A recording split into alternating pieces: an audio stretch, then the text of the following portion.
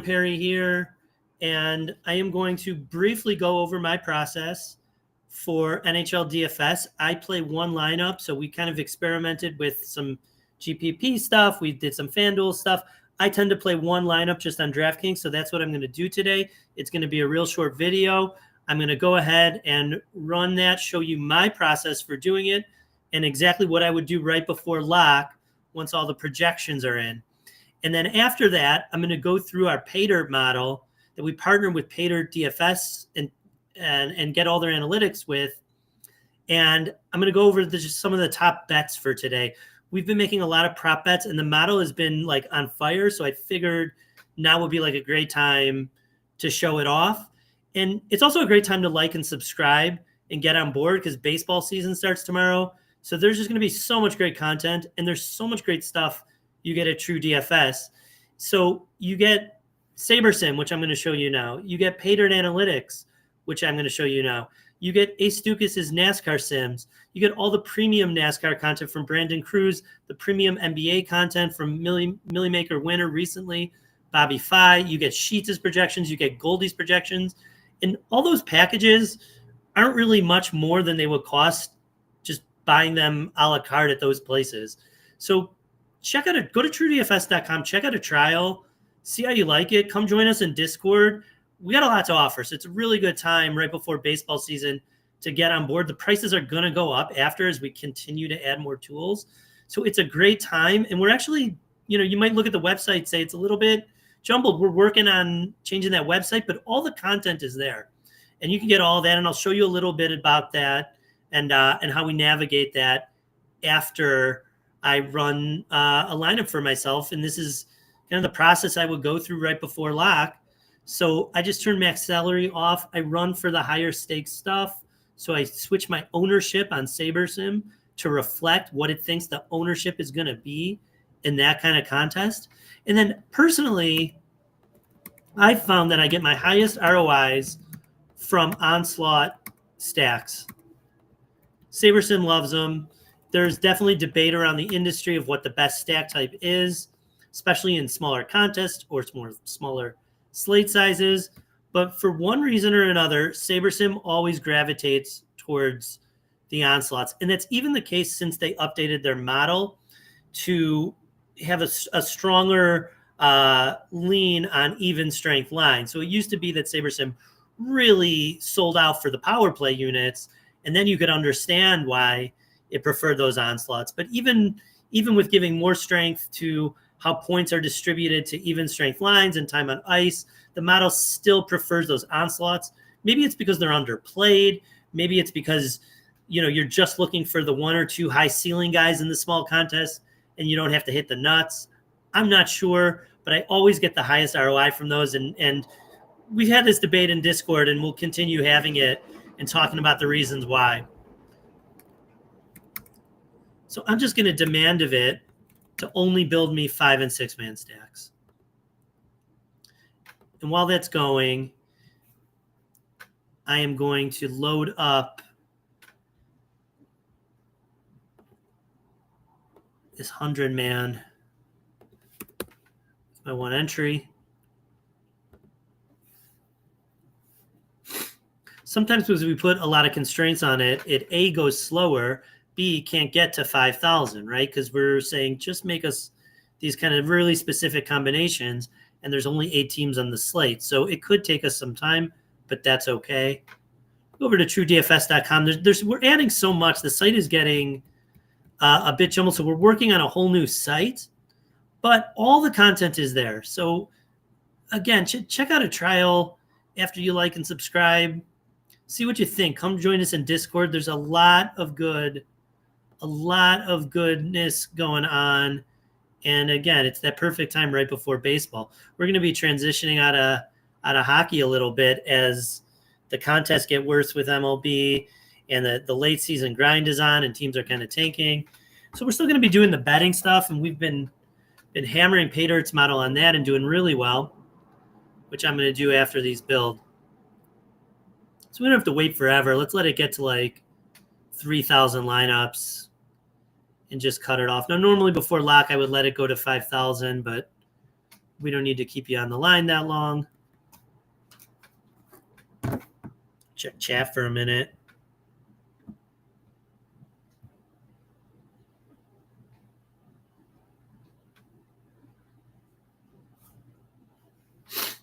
Yeah, what's up, guys? All right. We could get to 5,000 slowly. We don't need to for the purposes of our video. So I've got my lineups in there. I've got the sim loaded. I'm going to run that contest sim. So for those of you that are, if you're new to DFS, and I imagine you may be someone new if you're watching, right? Because this is a process video. It's not the type of thing you need to watch every day, right? You should be able to watch this 3, 4, 5, 10 times and get an idea for how you may want to run your process and get and so that's why we don't give out picks, just process over plays. But if you're new to it, what the contest sim is doing is it's saying, look, if those other 99 people in your 100-man contest play these players, these stack sizes, these team stacks, and do so with this frequency and in these combinations, then this lineup you have here or any one of these 3,000 we built, this is how they're going to perform over the length of time against those. So it simulates the contest. It says, here's the rest of the field. Here's what you did. Here's how you grade against them. Projection update, but that's okay. So let's see our top lineup. We get some Islanders. Okay, I like it against Vancouver. Then, Vancouver is still playing hard. They're kind of out of it, but still playing tough. You get some Jersey. Let's see what our top 5 look like. We have got a whole bunch of Jersey, but just one Islanders lineup is the top ROI. Let's see if it's like substantially different. We got a 54% ROI. We go down to 50. I mean, you could play any of these, right? Because there is variation in the ROIs. Because we simulate that contest and we pull from, all the set of field lineups that SaberSim has in the high stakes bucket. Sometimes it pulls different ones, and we can only simulate it so many times, and you need a lot of iterations to really hone in on that. So like if we've done that experiment where we run this again and then our top lineup is not our top lineup. And so you don't want to go down too far, but you're well within your rights to go down 8% in ROI. Let's see. So what do we get to? Do we get to any? Yeah, Jersey, Islanders. If you want to play a 5-man, you get that Edmonton. Get Edmonton with only a 2.8 total against Dallas. Dallas is good. But boy, I mean, you get some power plays for the Oilers. They're pretty strong. They're not playing anyone today, so the value is there. I guess that's part of it too, right? You don't have McDavid, Draisaitl in there. But the price is right. So, I would say you can consider just about any of these. If we go down to 10, then we're giving up more ROI. So maybe we stay in our top 5 and you pick the one you like. I'm inclined to just go with the top.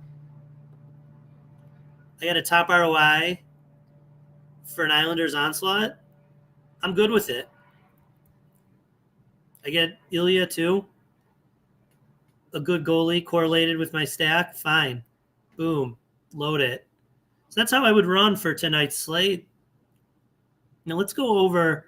I want to show the bets. We've been running these bets in Discord, and I just give out. There's a lot of plus EV bets in the pay-dirt model that you can get access to through TrueDFS. And I've just been going 1 or 2 a day of the top ones, but we can see in every prop category. So if we go to shots on goal, I like to sort what's the highest over edge. Get a 22% edge here on Dobson over 2.5 shots. And that's because it's heavily juiced to the over. Not heavily, but it's juiced to the over. Decimal odds 210, so that's plus 110. to the over for Dobson to get over 2.5 shots. Pater reflects a 22% edge. I think we can assume it's less than that. Modeling is tough. Everything we know goes into the model, but there are it's like anything. There are the known knowns and the things you don't know, and the unknown. I mean, what are the things we know we don't know? We were talking about this in Discord.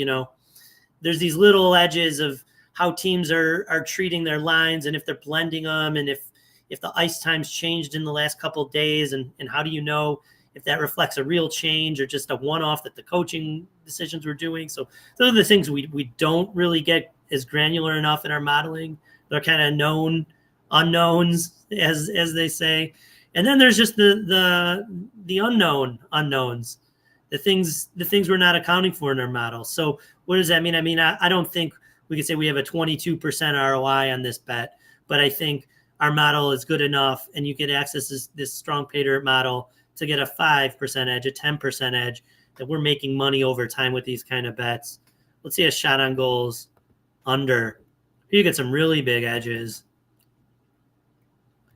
Zegras plus 120 under a shot and a half.